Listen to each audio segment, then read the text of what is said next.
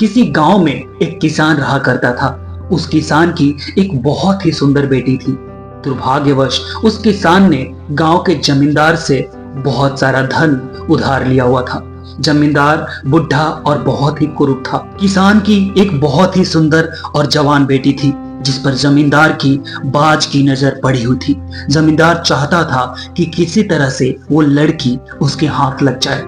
जमींदार ने किसान के सामने एक शर्त रखी, यदि तुम अपनी बेटी का विवाह मुझसे कर दो तो तुम्हारा सारा कर्ज मैं माफ कर दूंगा। जमींदार की ये बात सुनकर किसान और उसकी बेटी के पैरों तले से जमीन खिसक गई। उन्होंने कभी इसकी कल्पना भी नहीं की थी। तब जमींदार ने कहा, चलो गांव की पंचायत के पास चलते हैं और जो निर्णय वो लेंगे उसे दोनों पक्षों को मानना ही पड़ेगा।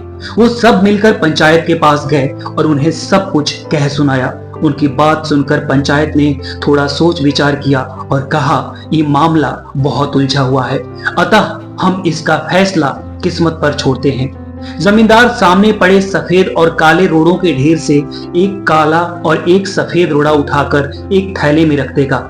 लड़की बिना देखे उस थैले से एक रोड़ा उठाएगी और उस आधार पर उसके पास 3 विकल्प होंगे। पहला, अगर वो काला रोड़ा उठाती है तो उसे जमींदार से शादी करनी पड़ेगी और उसके पिता का कर्ज माफ कर दिया जाएगा। दूसरा, अगर वो सफेद पत्थर उठाती है तो उसे जमींदार से शादी नहीं करनी पड़ेगी और उसके पिता का कर्ज भी माफ कर दिया जाएगा। तीसरा, अगर लड़की पत्थर उठाने से मना करती है तो उसके पिता को जेल भेज दिया जाएगा। पंचायत की ये बात सुनकर जमींदार के दिमाग में एक चाल सोची।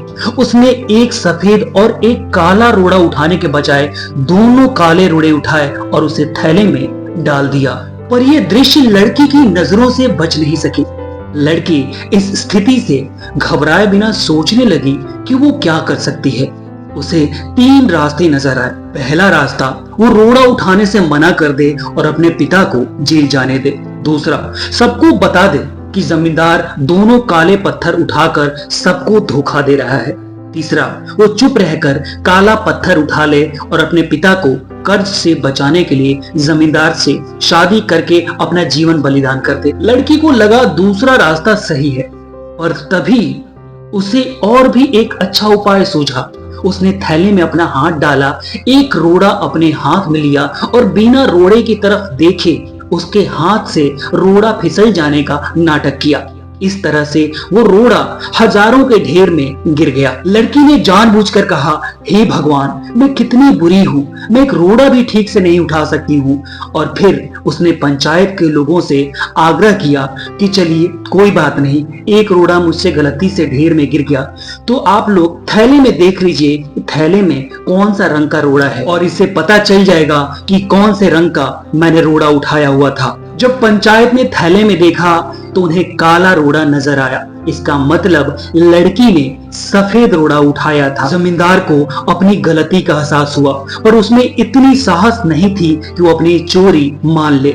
लड़की ने अपनी सोच से असंभव को संभव कर दिया और पंचायत के शर्त के अनुसार लड़की के पिता का कर्ज भी माफ हो गया और लड़की का पिता जेल भी नहीं गया और ना ही लड़की को शादी करनी पड़ी।